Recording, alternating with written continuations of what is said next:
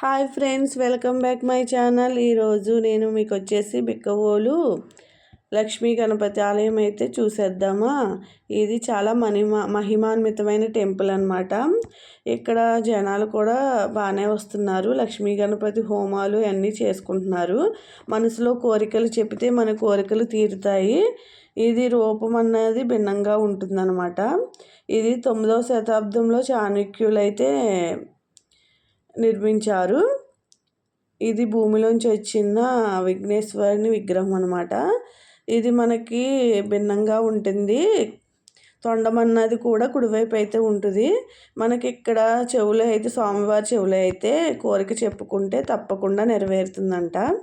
మేమైతే వచ్చాము ఈ టెంపుల్కి. వినాయకుని చూస్తేనే చాలా అసలు అదొక ఫీలింగ్ అయితే వచ్చేసింది నాకు.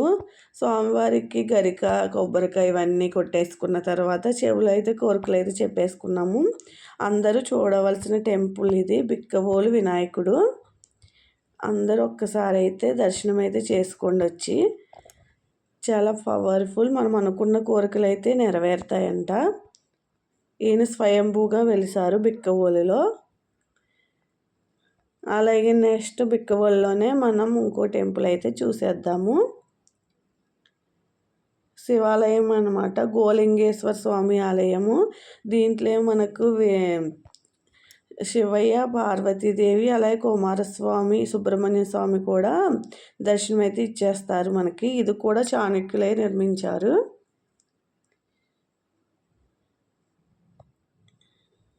ఇక్కడ శివాలయంలో కూడా త్రిశూలం ఇవన్నీ గుర్తులైతే ఉంటాయి.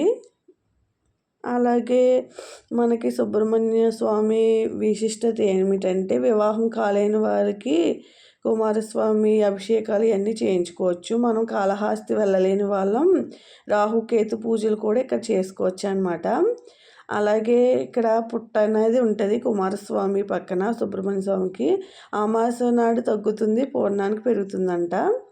రాత్రి రోజు పాలు పెట్టి ఆలయం మూసివేస్తే తెల్లారేటప్పటికి పాలు అయితే కొంచెం ఖాళీ అయితే అవుతాయంట. మనకి సుబ్రహ్మణ్య స్వామి దర్శనం అయితే భక్తులకి పాము రూపంలో కనిపించి ఇస్తాడంట. అలాగే మనం శ్రీ లక్ష్మీనారాయణ టెంపుల్కి కూడా వచ్చేసాము. అది కూడా బిక్కవోలు గ్రామంలో ఉంది. ఇది కూడా చాళుక్యులు నిర్మించారు. లక్ష్మీనారాయణాయ నమో నమః. ఇది కూడా వెనక గుళ్ళు కదా, చాలా ప్రసిద్ధిగా ఉంది. ఇక్కడ ఒకటి అద్దాల గది అయితే ఉంది. అది కూడా చాలా ఫేమస్. మీరు కూడా ఒకసారి బిక్కవోలు వచ్చి ఆలయాన్ని కూడా దర్శనం అయితే చేసుకోండి. మాకైతే చాలా సింపుల్గా అయితే దర్శనం అయితే చేసేసుకున్నాము. మేము ఇదే ఫస్ట్ టైము.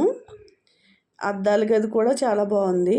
మన channel like, share and subscribe అయితే చేసేసుకోండి ఫ్రెండ్స్.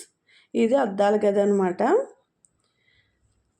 అక్కడ అన్నీ రాసుంది. శాంతాకారం భుజగశయనం పద్మనాభం సురేశం విశ్వాకారం గగనసదృశం మేఘవర్ణం శుభాంగం.